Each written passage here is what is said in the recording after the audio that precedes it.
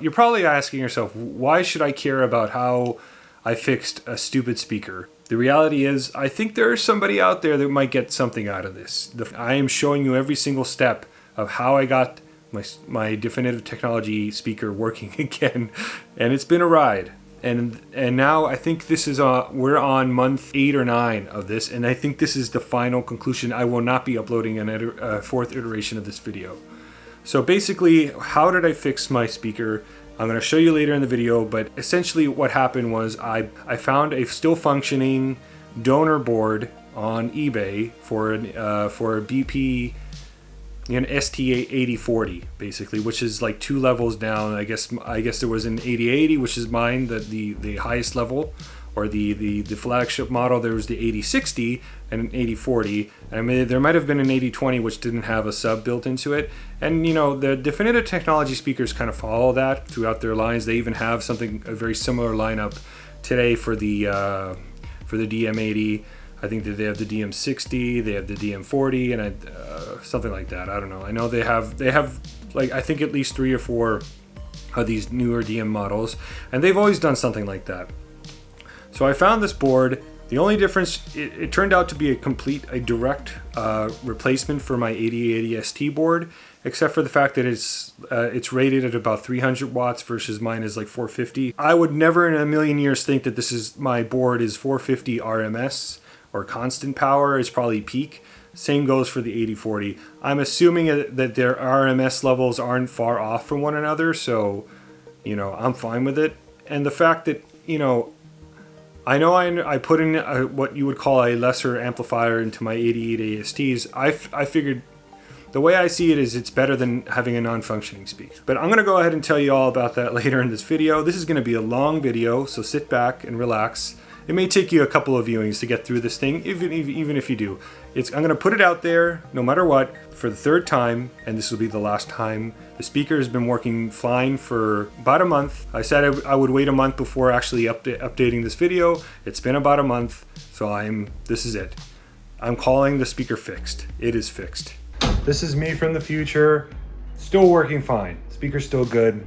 We're good to go. It wasn't that I was able to repair the amplifier with Definitive. Is it possible that it could have been repaired through them? Maybe. I have no idea. It didn't look good though. Had I gone for a 3rd or even 4th round of them fixing it, it might have been, maybe they would have fixed it, but they failed after twice. So my second title of this video, calling it that I failed fixing the speakers, sort of still applies because I had to buy a replacement amp. But anyway, a miracle happened. And I'm very happy that I finally have a working speaker again. But anyway, let's see the video now.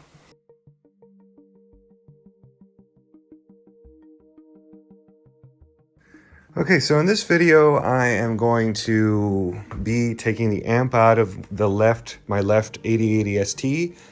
The amp has finally had it, and I'm going to show you how to remove it now, and I'm going to kind of go over the whole, like, you know, Definitive Technology, like, amp repair process, which costs $300. And I already paid the money. They sent me a shipping label. I have to box it up, ship it to them, and the process can take as little as 4 weeks and as much as 8 weeks for them to fix the amplifier. So it's unfortunate, and you know, this is one of the risks that you have with these speakers. But you know, these speakers are very easy to live with, other than the fact that the amps can go bad. You have to kind of keep that in mind, because they're very easy to drive, given that they have all of their bass is handled by the inboard amplifier, the built-in amplifier that's in the speaker. You can drive them very easily with any AV receiver. And the amount of amplification that I'm pushing to these things is probably way overkill, but you know, the whole system was built for that. And again, thankfully, this one hasn't gone yet. And since I started experiencing this problem with the speaker, I've stopped using the towers as like extra subs. Like, I've unplugged the LFE cable to them, and now they're just full. I'm sort of just keeping them and crossing them over at 40 hertz. You know, it's very simple. You know, even though they can go down to 30, I'm crossing them over, sort of using them as big towers, the way technically they're probably meant to be. Then I mean, they added the LFE to give people as like a selling point. It's like, hey, you don't need to buy subwoofers, you know, because they're built in. So just plug in your LFE cables into the speakers, and you already have 2 subs, giving you better seat-to-seat consistency, giving you all the benefits from having 2 separate subwoofers. A lot of people usually would only get 1 sub. It's always better to get 2. So having tower speakers with built-in subs solves that problem. I bought these speakers, I'm gonna say like in 2014. So I've gotten 11 years out of them. So I'm very happy with how long they've lasted. And I'm very happy that Definitive has a program to fix them. So now there's a couple of risks. One, if they cannot fix the amplifier, they're gonna ship it back to me, and I'm screwed. I'm up. You know, you cannot find these amplifiers anywhere. So I may have to take another route, try to fix it like locally, find like some kind of place to do it.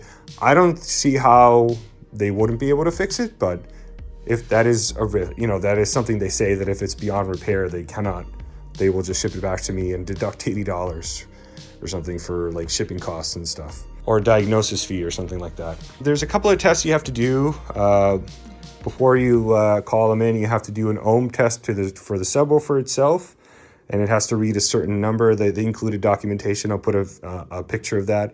And you have to do a push test where you actually physically push the subwoofer in. So I'm going to go ahead and try to show you how to do all that stuff today, and show you how to remove the amp. And then unfortunately, I'm going to be out. You know, obviously you cannot, since the binding posts are part of the amplifier, you cannot use the speaker anymore. I will not be able to, these speakers will not be in use, so I'll have to bring in my GoldenEar Triton 2s to replace them temporarily until the work is done. So thankfully I have another pair of towers that can take their place, and you know, but yeah, let's go ahead and get started. I'm not going to keep rambling. And obviously I've done, I don't know, it's got to be my 3rd or 4th set of speakers that I've tried to fix, you know, so I'm going to go ahead and show you how to do that now.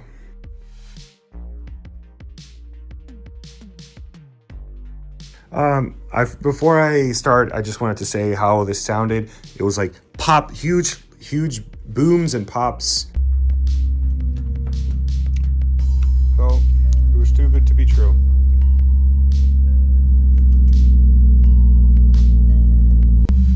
Yeah. I think my amp is really bad in this speaker. I guess I'm gonna be taking it out. I guess you can kind of hear what it sounds like. It's really, really loud. It just popped really loud. I didn't get it on camera. Very loud, very audible. Like I had to like stop playing. I was like watching a movie, and then all of a sudden I heard all this stuff. It sounded like a massive, you know, huge issues that were going on in the amplifier. So I immediately unplugged the amp. And then I tried to diagnose it. I actually moved. I thought maybe it was the power. So I actually even bought, I tried another power receptacle, same issue. So I figured it was the amp. So honestly, you know, to be honest, I've been using this I've had this thing unplugged. I've been using it with just the high pass area so I haven't even been using the subwoofer, which is less than ideal. So I'm kind of tired of doing like that. And it's been 3 to 4 months because I've been dreading not having the speakers for 4 to 6 to 8 weeks. So I've been just sort of like using this particular speaker unplugged. I know it's, you know, it's not ideal, but this is what I've decided. This is what I did, but now I'm finally going to take care of the issue.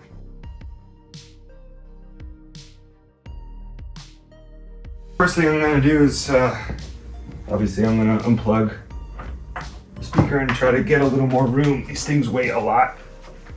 I'm going to just move the speaker a little out. So for the record, by the way, I also checked the fuse. It was good. So always check the fuse. I mean, the amplifier was clearly getting power. You know, the LED was lighting. There's just something wrong with the amplifier. There's the LFE I was talking about. I'm no longer using that. Anyway, so it looks like they're Phillips screwdriver screws. So just go ahead and undo them all. It's probably pretty simple. Try to mix them up. So by the way, I don't do these amplifier removal or speaker repair videos for the views. They historically have gotten really poor views. I do it for the gratitude that I get from the people that say that this helped them, that these videos were helpful, and that's why I do it. So I know I'm not always chasing views. That's not my thing. I don't do this for work. I do this because I like this kind of stuff, and I like trying to help people, and I like voicing my opinion about certain aspects of this hobby. You know, and that includes, you know, so when you're looking at my channel, you're kind of getting a full. You're seeing everything that I see. You're experiencing everything that I do to keep my hobby going. You know, and that includes this kind of stuff, which, you know, I think is kind of interesting and important. You know, but let's go ahead and get everything undone here. Let me just take a closer look at this stuff, and then I'll come back. That gives you a little look at the amp board here. Looks pretty. This is so much easier to do. This is what than my recent GoldenEar speaker. Yeah, this looks like the power supply, and this looks like the amp. But I think this is the amp. But where's the power supply? I don't know. Maybe I think it's like sort of built into here. There's some caps and stuff, so it looks like this has to do with power, and this looks like maybe crossovers, that kind of thing. I wonder where the amp is, but I guess this is all amp. This is all like one new module, so I'm gonna go very carefully. So that's just unplug that one cable, and then you gotta. If you're to unplug these, I would just take these vinyl tabs off and just try to usually have some kind of thing you have to press down on. There's always one that's either. They're both. So that's, it took me if I wasn't talking, it would have probably taken me 30 seconds to unplug this thing. So there it is. Let's hope they can fix it. But now let's move on to let's test the ohms of the speaker now. Now apparently this is supposed to read, I think it's supposed to read 60 ohms. I think it has to be within 58 and 62 ohms. So what you're gonna do is I have my multimeter. You're gonna need one of these guys, and you set it to the ohms here. All right, so I'm gonna go there. I'm not getting a good reading. Okay. All right, I got 61.8 ohms. You got to use these little spiky ones here, and then black with black. I'm going to try to not block the multimeter down there. And then red with red, and 61.9 ohms, which is within 61.7. That's within range. So I think if you're within 58 and 62 ohms, it's okay. So mine is within spec, my subwoofer. So let's see if we can do the push test really fast. So I rarely get to see these speakers uncovered anymore. So that's the rear of the speaker. So the one 5 1/4 inch and one dome tweeter, and in the front, the two drivers. And so the newer version of these speakers have like the same amount of drivers in the front and the back. That's sort of like has me somewhat intrigued on getting the new set, because they sort of, I like these. I like, you get the big massive speaker there. That's the subwoofer down there. So I'm actually gonna remove this grill here and to do the push test, so I can show you how to do that. This is what definitive technology requires in order to give you a 12-month warranty. So if you don't do what the ohms test that I just did now with the multimeter and this push test, they won't honor that. But they don't. To be honest, they don't require any proof that you did it. They sort of take your word that you did it. But I'm showing you how to do it, and it's not that complicated to do it. So let's go ahead and remove this grill. So the point of this test is to make sure that the speaker is not seized, that the speaker, the subwoofer, is able to move freely. Let me make sure I can. Here, I'm gonna put these over here, and that's the point of this test. They don't want to, like, I guess they don't want to repair an amp if the problem is the speaker itself before you send it in. So I get that, but I mean, I tried to explain, look, I know for a fact that the amp is broken. I know what a broken amp sounds like, but they said they needed this anyway. Here. So the grill is off. So I've actually never seen the speaker this close. It's actually quite nice. As you can see, you're going to look for, is the speaker, can you move the speaker freely? And yes, the speaker is moving. This isn't the kind of subwoofer that has a lot of travel, you know. So this is probably, it's not seized. I can move it. So, and you want to be very careful. You don't want to like push too hard, but just like light pushing won't hurt it. And as you can see, it's moving just fine. And again, I've never seen the subwoofer up close before, you know, this whole issue of having this, you know, this issue with the speaker. But yeah, that's what you have to do. This is going to be like a months long kind of video. So I'll wrap it up when I get when the amp is fixed and I put it back in, and I tell you my thoughts on the whole process.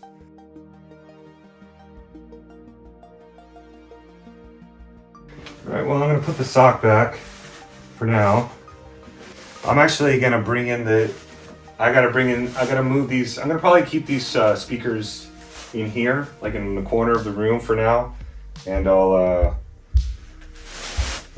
bring in the Triton 2s and I'll show you what that looks like. So it'll be kind of weird to see them in here because. All right, so having the GoldenEars are in, and I gotta admit, it looks kind of strange. Never thought I'd have these things in here. They're actually the same size as far as height. They're about the same size as the speakers. That just have a slightly narrower profile, so they're not as wide. So they look a little smaller in the space, but I mean, I would say that they're equivalent as far as like what they can handle. In fact, I think the GoldenEars play lower. I think they go down to 25 hertz versus 30. So yeah, these are some of the best speakers I've ever heard in my life, these Triton 2s. So I wasn't going to, and obviously I use this room so much, I needed to have something in here for 4 to 8 weeks. So it's not like just a 1 week thing where I wouldn't be able to watch a movie. This is more of a prolonged, situation. So anyway, GoldenEars are in place, and I will report back when I have the amp back from Definitive.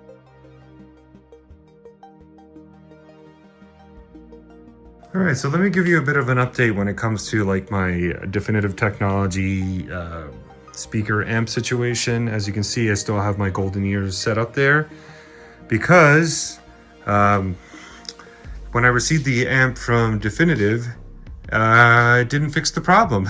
It was still popping and making noise.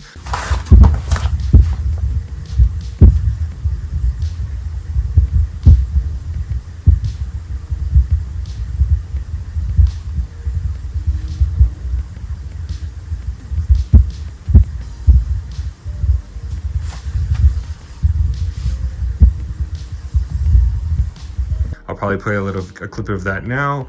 So my towers have been sitting here for about a month. So I complained, I emailed them, and I sent them an email explaining what I did. I even took, because they suggested that there was something wrong with the speaker. And I was like, no, so when I received their email, they suggested there was something wrong with the speaker. I swapped out the amp from the good speaker into the speaker with the bad amp, and it worked perfectly. It was like super clean. So the problem is not the speaker, the problem is the amp. So I convinced them to have another technician take a look at the amp again. So I sent it back to them. So it's been that way. It's been with them for over 4 weeks now.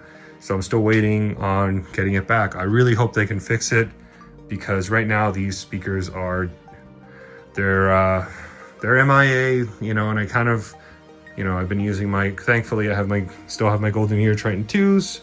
The saga continues with the amp. So anyway, that's my update for now.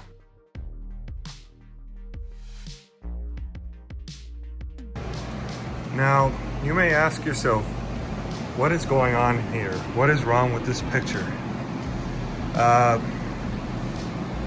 But I guess when it rains, it pours, because I just got back my fixed amplifier for one of my tower speakers, and I start walking on the carpet in the front, and it's like soaking wet. So it rained like 2 weeks straight around where I live, and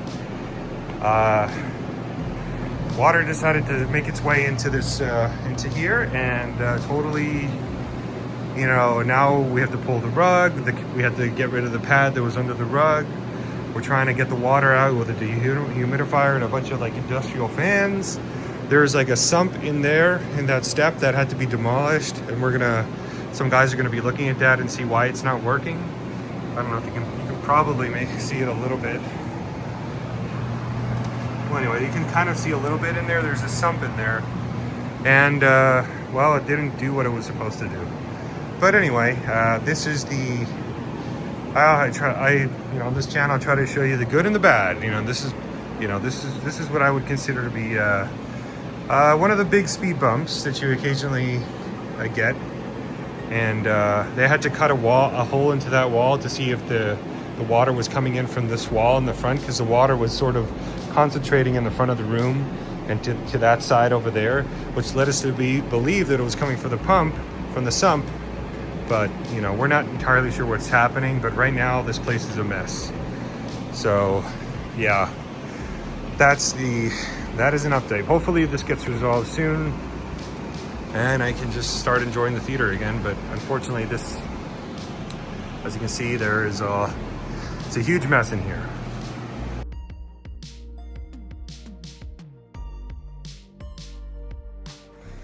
So I want to report that the new amp was installed in the speaker, and it works. They fixed it. After the second try, Definitive got the job done. The amp sounds clean, it sounds good, it's quiet, and I'm happy. And as obviously due to the issue with the theater room, I couldn't test them in here, so I had to put them in my office. And I gotta say, most of you are gonna probably say that this is overkill. I think this is awesome, and I've heard it in here, and this room has never sounded so good. And it's gonna be hard to see these leave this room. I think they found their new home, potentially. We'll see. Hopefully that's the case, and this is where they stay, because I heard them I was listening to them for about an hour and a half yesterday, and I'm hooked. They simply sound incredible. And obviously, as you can see, I have my heights up there, and I'm really happy. The room's a little messy because obviously all the stuff that's going on, but they sound great. These speakers, I've always loved the way these speakers sound, and I was so disappointed the first time I got the amp pack and it wasn't working. But they fixed it, and I'm really happy. And thank you, Definitive. I know I did pay you $300 to get them fixed, but you came through, you got them done.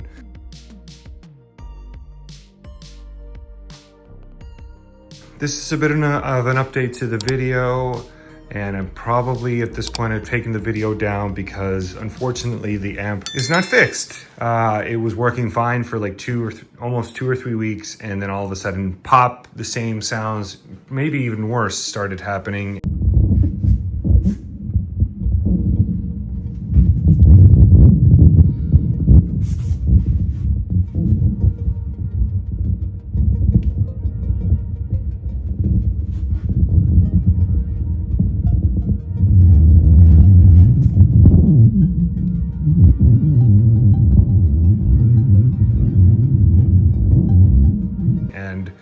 I think I may be screwed this time, but I think I want to show you exactly what it sounds like, because I can pretty much recreate it. I know exactly how to get it to pop again every time.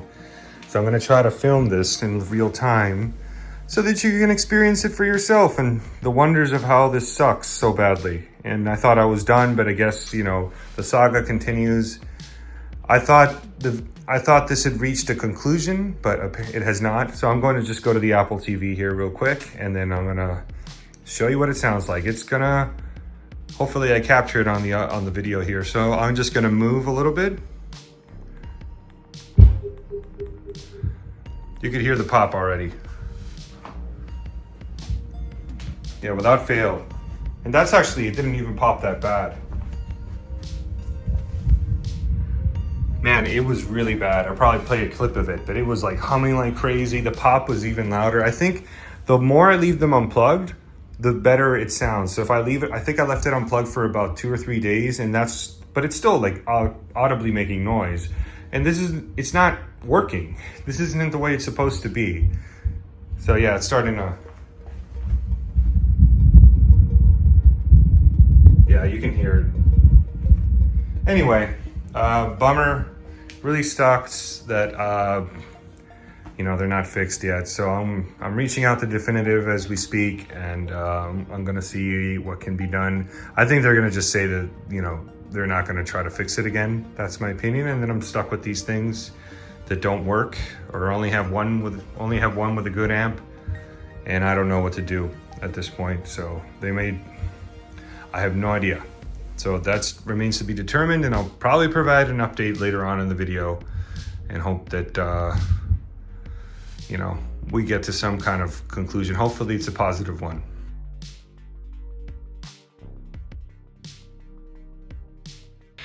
Okay, so I'm trying to wrap up this repair video. If you've gotten this far in the video, you've kind of understood that, you know, the amplifier isn't quite fixed yet. It is still noisy. I've dealt with Definitive, and they're transitioning to like a hybrid model or something where they're gonna like make you take all the measurements and do all the tests that I had to do earlier in the video that I showed you, but they're gonna refer you to a repair person. Because in an earlier email, I got an email stating that their partner that they were using, or the partners that they were using, were no longer gonna take their amplifiers to fix them. So at that point, I thought that was it. You know, I was out of luck. I even contacted another, like a private repair person to see if they could take a look at the amps, because unfortunately that amp went out as well. It's actually kind of intermittent. It like started making noise, and now it seems to be okay. It's like quieter, but this is the one that sort of has always been a little noisier, and now after the repair, it is noisy. I made a couple of conclusions after living with the speakers like this for a while. They get noisier the longer they're plugged into power. As you can see right now, they're, you know, well, these things automatically turn off as you can see the LEDs off, because there's, you know, they're not playing anything. They automatically turn on when they sense like a signal. But they're still getting fed power to their power supply, I guess.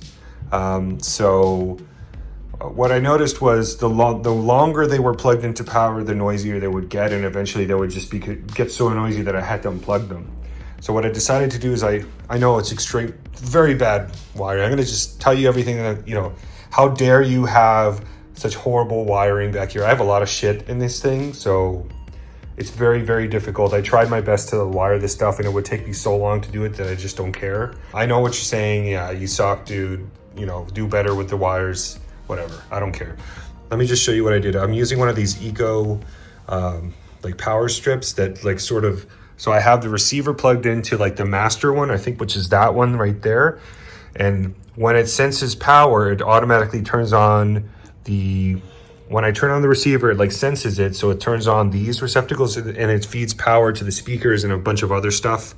So that's what I've sort of worked, you know, I think it has been helping, because it's not, you know, it's actually cutting the power to the speakers when they're not in use, making them less noisy when I turn them on, specifically this one, which is much worse than that one right now. Actually, that one's working pretty good.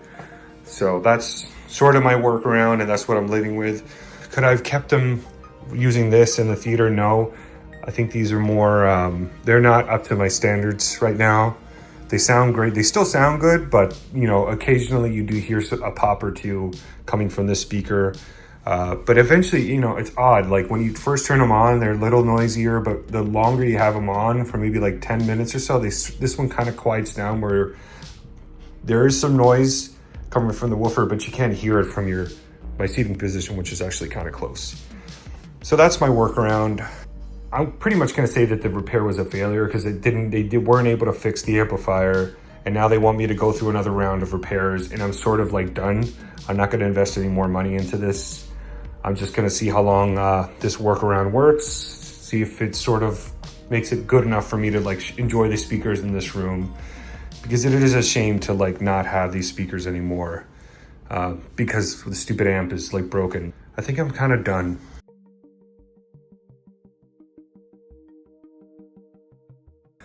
Okay, so I'm actually going to make my case for getting a set of these speakers used. If you want to get yourself a really interesting set of speakers at an incredibly cheap price, possibly even free, I'm sure there are a lot of people that are trying to unload speakers like these, maybe not necessarily 8080 STs, the top of the line ones. I'm sure there's a lot of 8020s, I think the 8040s, the 9040s, 9020s, all those that have built-in amplifiers that aren't able to be really fixed anymore, or they're very difficult and costly to fix. Potentially get a pair of those like on a Facebook Marketplace for like dirt cheap, you know, maybe $100, or maybe somebody will actually unload them for free. You know, you go pick them up in your car and unload them for free. So I'm gonna go ahead and tell you, I'm gonna go ahead and take, as you can see, I got REW on my screen. I'm gonna take a measurement and tell you exactly what the crossover point is. I think it's about 120 to 150 Hertz. So if you happen to buy a pair of these, obviously you're going to need a subwoofer. And I know it's a kind of a lot of waste of space because you got this enormous, not necessarily if you get the 8020s. The 8020s are they're like much smaller than mine, which would probably be a really good option even if you got a pair with burnt out amps. If you just pair them with a subwoofer or two, you got a pretty good set of speakers that sound, you know, probably above average, and give you that interesting, you know, like bipolar sound stage. So let's go ahead and take a measurement in REW and see what the actual crossover point. The amps are unplugged. I have this set to stereo. I removed the subwoofer from the receiver menu, and we're gonna go ahead. Let's go ahead and do a measurement, and I'll show you the graph and what it looks like. So let's go ahead and look at the graph here. See if I can get this to focus. As you can see, it looks like the crossover point is right there, and that is 127 Hertz. So I would probably, you're gonna want to cross these over quite high. As you can see, it does, you know, the bass kind of rolls off a lot. You have, you know, arguably a little bit of bass here at the 40 something Hertz level, but somewhat usable bass here at about 100. So if you I think if you cross them over at 120 Hertz, you're probably good. If you get a set of, and obviously you don't need to get, like I said, you don't need to get the 8080 STs, the top of the line towers. You can probably get any of them. They're all going to be crossed over at about the same level, at about 120 to 140, depending on the speaker size. If you can, ideally you'd want to get ones with at least the 5.5 inch mid-bass drivers. These are the 5.25 ones. The ones at 3.5, I probably wouldn't get those. You can see the overall flat response of the speaker. A little bit of a drop off here at the upper range, but that's pretty normal. But look at super flat frequency response here, except when you get to the bass section, which it falls down pretty dramatically, but it's actually not that bad. In contrast, let me turn on the bass drivers and I'll show you what it looks like with the bass drivers on, which are sort of still working with my workaround that I explained earlier. All right, so as you can see, if you look at the graph, obviously all the bass came back and then some, hitting about, again, I haven't really configured these are just set to 12 o'clock. Each of them are set to 12 o'clock. I could probably bring that down since this is a small room and probably get a flatter response. I'll probably do that, set them to about maybe 10 o'clock or 11 o'clock, just to, you know, I kind of like a bass heavy speaker. And oddly enough, the speakers are sort of temperamental. Sometimes you hear it, you turn them on and they're a bit noisy and hummy, especially the left one here. But sometimes you turn them on and they're nice and quiet. So I think whatever I've done with the energy saving power strip that shuts off the power to the speakers is kind of helping and making them kind of behave a little better. But as you can see, a lot more bass if you don't have the bass drivers on, obviously, you know, it's sort of neutered here, but I kind of wish they had a way to turn them on, you know, to have them go full, to bypass the crossover or something, so to give them you full range through those speakers. But I really don't think they're engineered to play very low. So they're probably playing optimally as is. So they're meant to have the subwoofer, as you can see. You know, for now I'm enjoying them. As long if I get another 6 months to a year out of these speakers using my workaround, I'm happy. But as you can see, I would definitely do the crossover at about 120 hertz would probably work great with a sub. If you can get a set of like DefTech speakers cheap or free even. I'm sure somebody would be happy to just, you show up in your car and you haul them away, and to them you're probably doing them a favor. To you, you might be getting a good deal, as long as you can get a couple of subs to connect to them and to fill in that bass area. I think you're in pretty good shape. All right, so that's my case for getting some used DefTech speakers that are potentially, you know, with bad amps.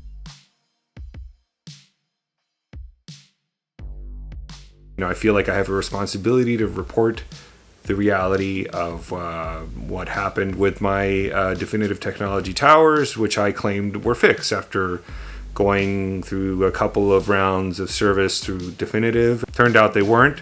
They started making the same noises again. You know, I've, you know, reached out to Definitive again, and they, you know, first it took them about a week to get back to me, and then they basically said, you know, our partners, our third-party like repair people that we had partnered with, you know, have told us that we don't want to repair your amps anymore. So I thought that was it. I thought it was SOL. So I reached out to one guy, one repair guy that I saw. He had like a YouTube channel. I'm not going to say who he is. And I asked him if he'd be willing to take a look at my amps, because at the time my second speaker started going as well.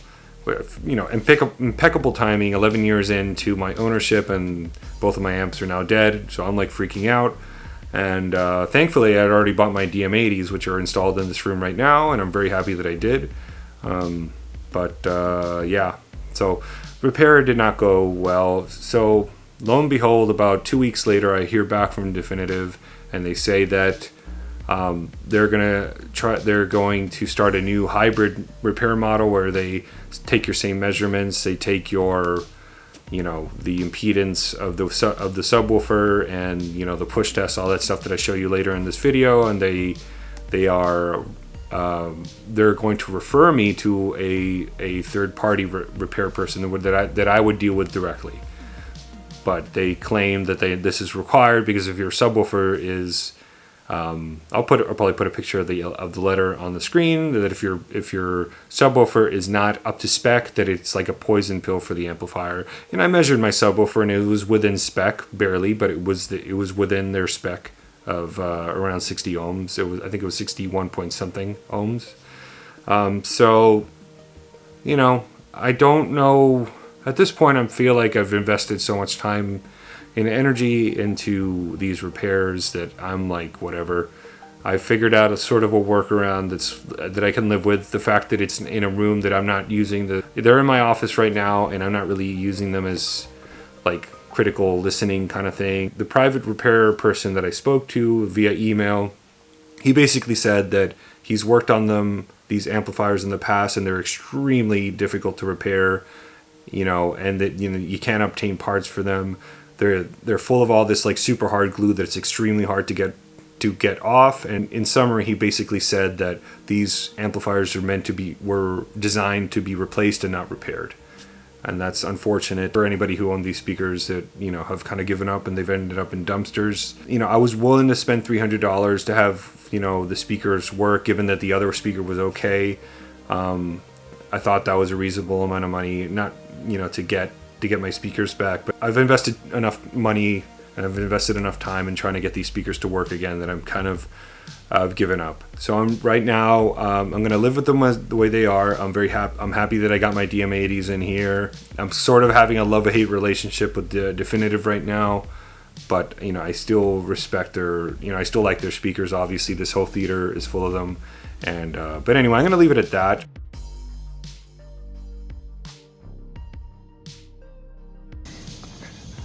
This This could be the reason why I post my video for the third time, my definitive technology amp video. And it's not what it looks like. I didn't buy a couple of car speakers. This could be my Hail Mary pass to fix my speaker. Inside of here, I'm hoping it's the key to fixing my definitive technology speaker. I might have bought the last amplifier that's not dead on the internet. So we'll see. This might actually not work because it looks like it's smaller. Signs of life, the LED's blinking.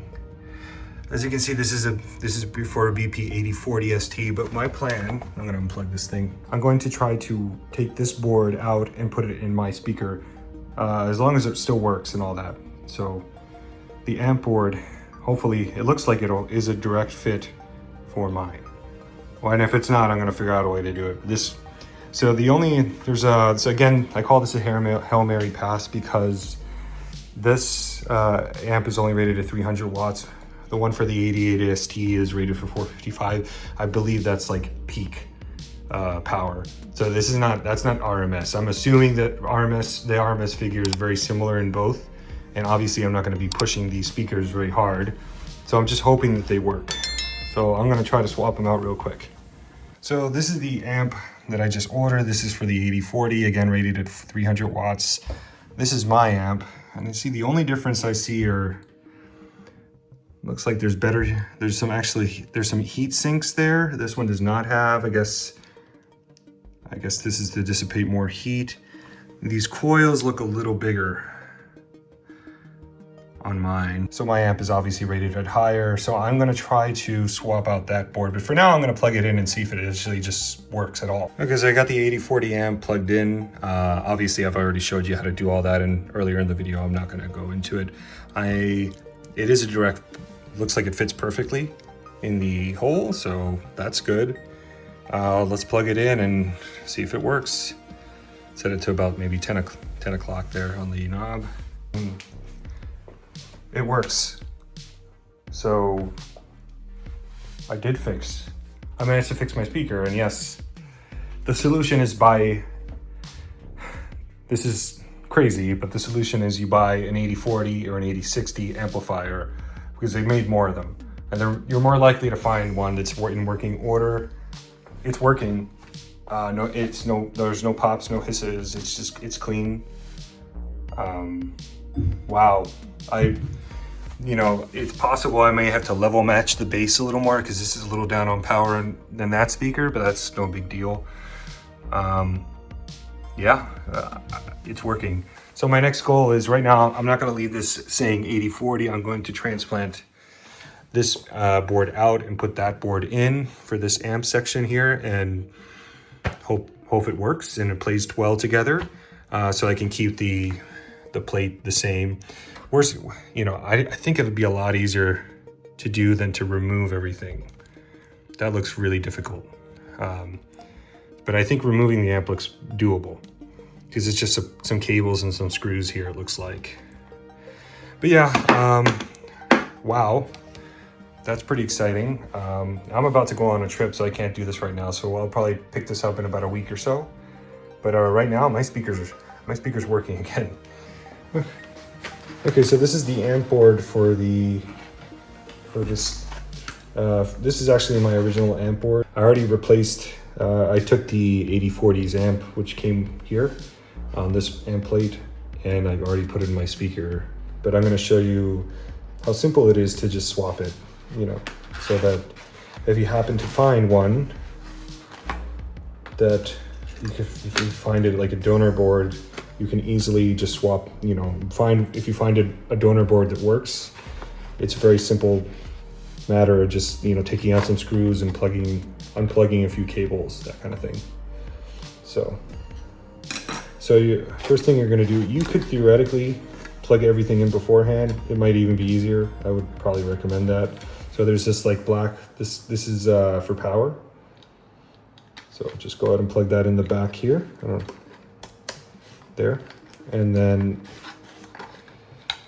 I suppose you should try to be careful to not like shock yourself with the caps or something, but this has been disconnected for over maybe close to 2 weeks, so I think it's probably discharged just fine. So just plug everything in here. There you go. And this last little guy here. Actually just help to just... I removed everything pretty simple while the board was still installed, but there, everything's plugged in. Now we're gonna put in a couple of, like 4 screws. I think it's 5 screws actually, but I could only find 4, so I'll have to look for the 5th one. But yeah, there's one here. So just screw in one here, one screw there, one in the back, and then there's one here, and then one here, and that's everything. And I'll come back when I'm done with everything. Okay, so that's it. It is the amp board is back in place. Again, this is the non-functioning one. And again, so the reason why I swapped the amp board from the 8040 amp that I bought was because I wanted to keep my 8080 ST in the back. You could theoretically just put this in without swapping the board, but I wanted to keep it as original as possible. And I didn't know whether, I'm assuming that I think this is all, I'm not sure, but I think this is all like crossover stuff here. So I didn't want to like mess with the crossover if the 8080 ST has a particular kind of, a unique crossover. I wanted to keep it as original as possible and just change the amp section out. And again, keep the 8080 ST in the back. So again, now unfortunately, this is now a parts only kind of deal, even though it does function, but it's really noisy and poppy and really bad. But yeah, that is it. That is how you swap the amp board.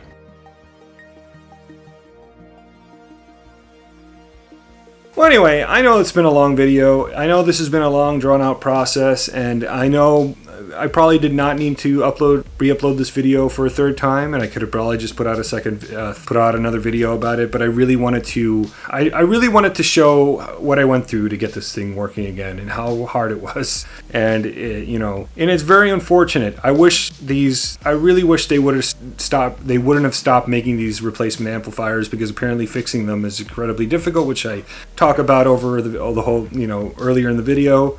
I just wish they just kept making them, but because it is sort of like the Achilles heel of these speakers. If the amp goes, you basically lose the bottom end of the speaker, and it becomes kind of pointless, really. You just have the speaker that works above 120 hertz. I mean, that's and for a speaker that's that big, it just doesn't make any sense. So I really wanted to get the speaker fixed, and I was willing to put in the time that I needed to put in to get the speaker to work again, and it just meant that much to me. Now I didn't feel like comfortable, even if I wanted to sell these speakers and get another set of speakers, I didn't want to sell them like knowing that the amp was bad or something, or I didn't want to even have to give them away. I didn't want them to end up in a landfill. I really wanted to fix them because they're genuinely good speakers. They just have the amps just go bad. My best advice would be try to find a donor amp. You can try the repair service through Definitive, give it a shot or two. Maybe yours is more repairable than mine.